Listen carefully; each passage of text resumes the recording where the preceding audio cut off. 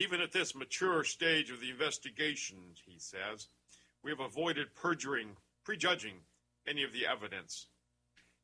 It's not prejudging the evidence. It is evidence.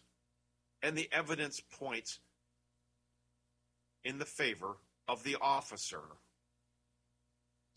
So saith everybody that examined it. He had 4 autopsies. State Senator Maria Chappelle-Nadali showed up on MSNBC's The Last Word with Lawrence O'Donnell, referred to the situation in Ferguson and St. Louis as a race war. No, you moron. You're a state senator. Get your head out of your butt. There was no war. It was a thug, a police officer who took the thug out to save his own life. And then a bunch of blacks, they're rioting and throwing Molotov cocktails at cars, burning the city to the ground. That's not a war. That's criminal misbehavior. And shame on you for calling it a war. Congressional Black Caucus leader, chair. There's not one person in that Congressional Black Caucus, I think, that has a room temperature IQ. Maria Chappelle-Nadal. Oh, no. Congressional Black Caucus chair Maria Fudge said the completely fair and equitable decision by the grand jury sends the message that black lives don't matter.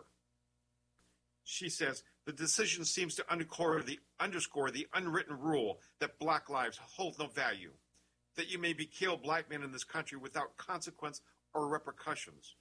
This is a frightening narrative for every parent and guardian of a black or brown child, and another setback for race relations in America. No, you idiot! The setback for race relations in America was the day Barack Hussein Obama got elected, and further setback by appointing Eric Holder at the head of the Department of Justice. Oh, God bless. It just gets crazier and crazier. Okay, shifting gears. Obama's released 6 more prisoners from Guantanamo Bay. He pledged to shut this place down. 2 months ago, he released 6 top-level Al-Qaeda generals in exchange for 1 American traitor. He sent these men back to Yemen, knowing full well that they would find their way back into the battle, and if not actually engage in combat, then train others to be better capable of killing our men. Now he's released 6 more people, again, without congressional approval. When is Congress going to step up and grow a pair? The president has no authority to release prisoners on his own. And yet he does whatever he wants. He sticks his fingers in Congress's eye. And they say, oh, we're going to stop your funding. And yet they don't. 6 more prisoners, 6 more terrorists. 4 al-Qaeda fighters from Yemen, including a senior figure who facilitated travel to Afghanistan for Arab extremists, a Tunisian extremist. Now, these transfers leave 143 detainees at Guantanamo, and Obama is vowing to get the number down and then bring the remainder to a prison in America, probably in his home state of Illinois, to provide jobs for his union thugs there, plus dollars into his state. Bringing these people onto our soil, Obama ought to be put in a cell with them. Ought to be put in a cell right with them. Oh, let's see. Amnesty, regulations. We got a whole lot more to cover. Too much to do before we get into the break. Let's do this. Let's take the break. We'll come back. We got some real crazy stuff to kick it off with. We'll be right back, folks.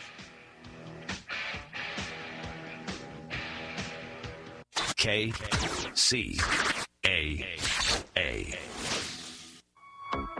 Tom O'Halloran, holding the line against tyranny from Washington, D.C.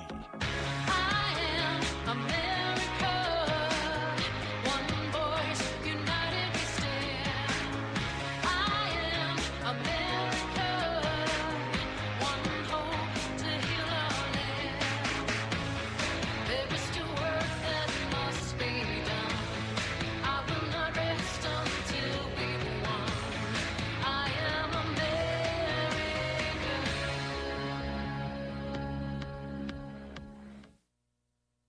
Welcome back. This is the fastest hour on radio. This is the Tuesday night edition of the Patriot Radio Show, and I'm your host, Tom O'Halloran. I'd like to thank my producer tonight, the studio at KCAA, John Watanabe, and my friends in the chat room, Dale. I always appreciate you stopping by. My editor, Veronica Coffin, isn't in today. She's spending a couple of weeks in Hawaii, I think.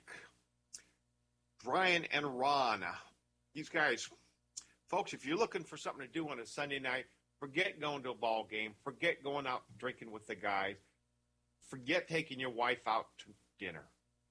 Spend Sunday nights, 8 p.m., the BNR radio show, The Last Stand. It's absolutely killer, one of the best shows on Blog Talk Radio. Go to Patriot-Radio-Show.com, click on the link at the top of the center column. It says Radio Shows I Like. At the very top of the list that pops up, you'll see the Halls of Valhalla. Underneath that, BNR Radio, The Last Stand, one of the best shows on Blog Talk Radio. That you'll have the best Sunday night you've had in ages. Tune it in. Do it, or my wife's poof dog gets it. Okay. In the category of you just can't make this crap up,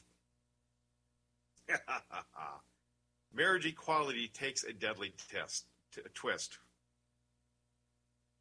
President François Hollande in France has allowed a woman to marry her dead fiancé. Yeah, he's dead, but go ahead and marry him.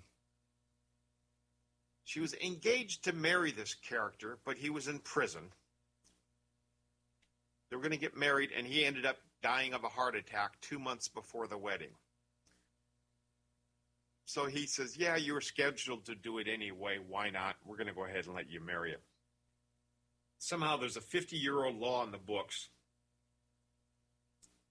from 1959. I guess they had a big dam burst in southern France, killing 420 people.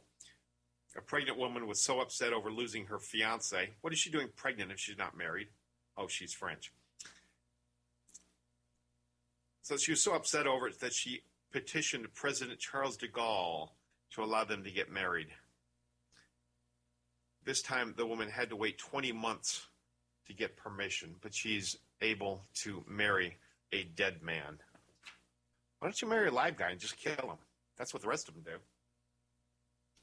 Okay. Obama has signed his executive order. Short of Congress suing to have this stopped. Up to 4 million people will all of a sudden have amnesty. Now this is bad for a lot of reasons. First off, let's talk about what it means to the people that were waiting legally. There are people that have been waiting for years, and in some cases decades, to come here because they're waiting to do it legally, to do the proper thing. You fill out papers, you get in line, you show the correct documentation, and you wait to be invited to come to a country. Now, the last time Obama did this, it was for the DACA, it was the Deferred Action for Childhood Arrivals in 2012, where he allowed illegal immigrants to get visas. Waiting times for the people that were actually waiting properly tripled. And we were only talking about 600,000 people on that list. Not only 600,000, that's a heck of a voting block.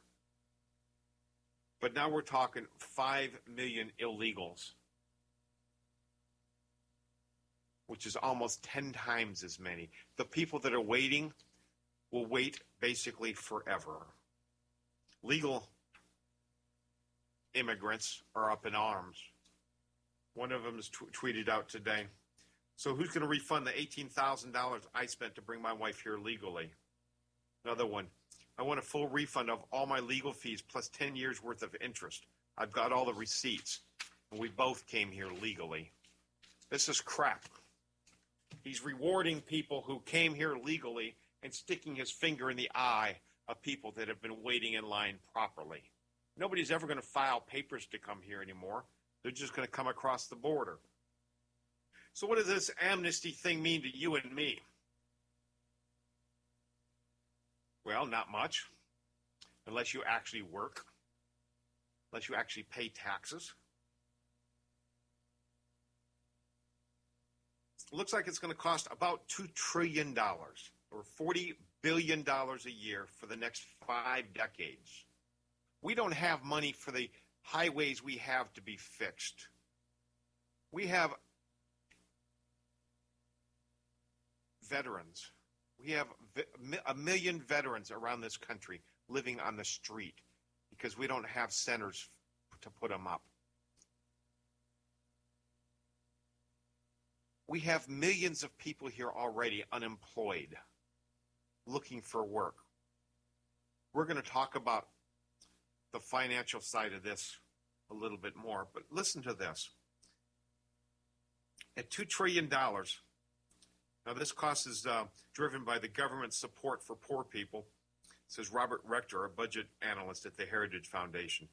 He explained that on average, illegal immigrants benefiting from the amnesty have a 10th grade education. Now this is going to keep them poor, a 10th grade education. This will keep their income levels low. A family will probably be around $20,000 to $25,000.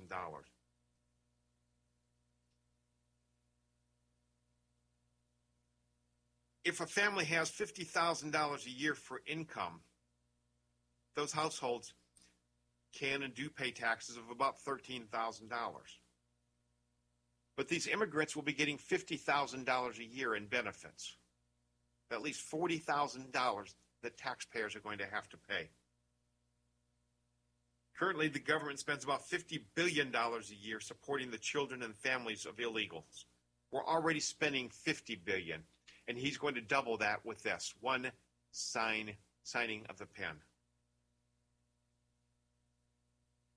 Much of the costs consist of fees, free schooling, and medical care for kids born of illegal aliens. Obama's plan will expand the spending, providing tax benefits, earned income credit, where they'll get money even for not working. They'll get a tax refund every year. Two parents with 3 or more children could receive up to $6,000 in 2014 if they earn less than $46,000. If they earn roughly $20,000, they'll get $14,500 a year. This is absolutely insane. We're going to reward you with all this for coming here and breaking our laws. That's all we need is more people dependent on the U.S. government. We've already got enough people dependent on the government. Approximately 60% of all U.S. households get more in transfer payments from the government than they pay in taxes. About 70% of all government spending now goes towards dependence-creating programs. It used to be the bulk of our federal spending was on defense, and now that's been minimized, and it's on welfare programs. From 2009 to 2013, the government spent a whopping $3.7 trillion on welfare. The percentage of U.S. population that gets money from the federal government grew by 62% between 1988 and 2011. 62%. According to an analysis by the U.S. government conducted